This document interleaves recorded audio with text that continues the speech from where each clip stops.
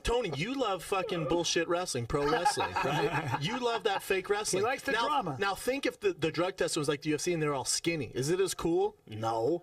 You watch pro wrestling because they're these characters. They look like superheroes. Well, CM Punk... Take away drug tests and see what happens. Well, here's a bad example, Doug. CM Punk is like one of the biggest wrestlers in the world, and he's 100% clean. He's the exception. But there's a good example. No, the WWF went through what UFC's going through now. Back in that Hulk Hogan thing in the mid-early 90s, it was huge, and so they had to eliminate it. They have to do it themselves. They have like a super strict policy. Bro, I'm serious. Super strict. Yeah. You tell me Batista and The Rock are clean?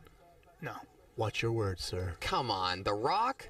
You think The Rock's on steroids? Yes. You don't Tony, think Hulk Hogan ever had a needle in his ass? fucking mouth. I thought this is Tony, you weigh 6 pounds, and you're talking about a guy who is an immense super athlete. He's probably about 260. Is Brock Lesnar on steroids? Of course, they've all done something. Yeah. They've all done. Brock Lesnar, first of all, has superior genetics. He's bone a freak. structure that guy has. You can go back to when Brock Lesnar was in high school. He was a fucking monster. Didn't you tell me he benched 225 49 times? Yes. 49 Well, you got to see his combine. His combine numbers are stupid. His combine numbers are through the roof. His vertical is insane. Pull up Brock Lesnar's combine numbers, Jamie. All that said, he got shitted on when he got to the NFL. They made fun of him. Well, it's a they sport. made fun of him. Well, he wasn't ready for it. Yeah. He never played football. Yeah, he's been doing wrestling. But that which said, doesn't Brock involve all Lesnar's those a freak. sprints. Brock Yeah. Lesnar's a super freak. But back to bullshit wrestling, you don't think these guys, because think of their schedules too.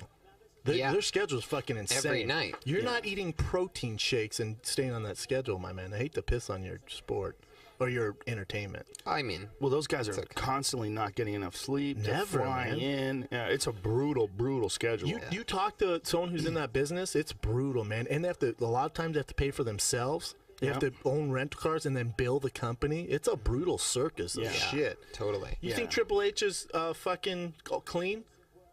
You don't get a neck like my waist. I don't know being what clean. Triple H is doing. That's an interesting one. I mean, he's a fucking monster. He's shaped weird. What about Batista, dude? Look, Batista's about the The worst. Rock? I don't even acknowledge that Batista was ever even in pro. He's so terrible. What are you talking about? He was great in Guardians of the Galaxy. Phenomenal. You're a mess. No. How dare you? No. Disappointed. Guardians of the Galaxy. Disappointed. You're watching talking trees and Pony. shit. That movie was great. Oh my trees and God. shit. Oh, you're out of your mind. that Jurassic movie was Park's great. a motherfucker. What's a good movie to you? Mad Max was great. I didn't see it. I heard it was awesome. You're gonna fucking love it. You know what's too much dope? action for You know me. what's dope, dude? That I didn't see until this weekend when I was flying back from Mexico. John Wick. That Keanu Reeves movie, the action movie. He plays an Really? assassin. They kill his dog, and he goes and kills everybody. Really? Oh, Hold on, they kill his dog dude. so he goes nuts? No. I'm not doing it justice. He's just gets revenge, they kill something. Here's his combine numbers. It's a fucking phenomenal move. They're doing John Wick too. Look at his 40. 4.7 40. By the way, 283 pounds. 4.7 40. 35-inch vertical jump. Long jump, 10 feet. Standing long jump, 10 feet. Bench press, 225 for 30 reps. Jesus fucking Christ. A running back living in the body of a defensive end.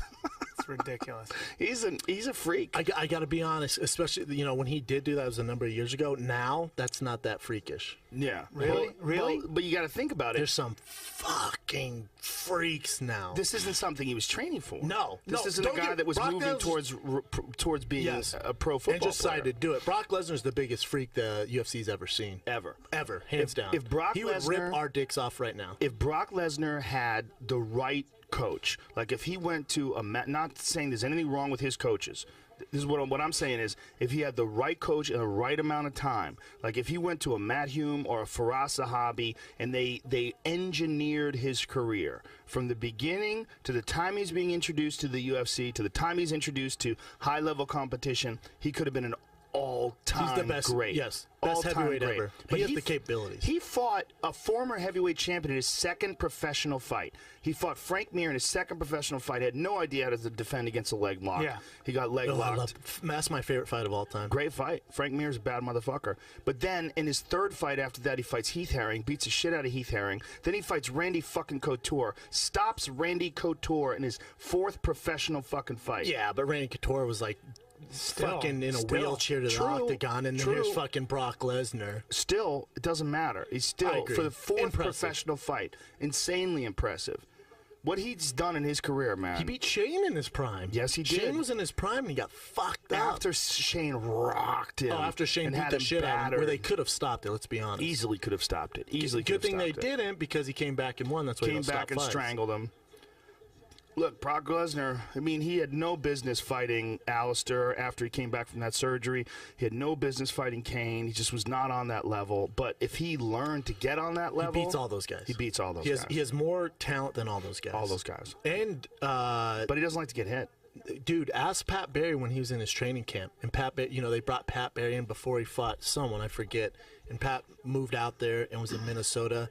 And he said he'd only train like 2 or 3 times a week. And they were sparring. And Pat, you know, Pat goes hard. Pat was a trained partner of mine for years. Pat goes really hard. He's a motherfucker, beast. Man. He's a beast stand-up.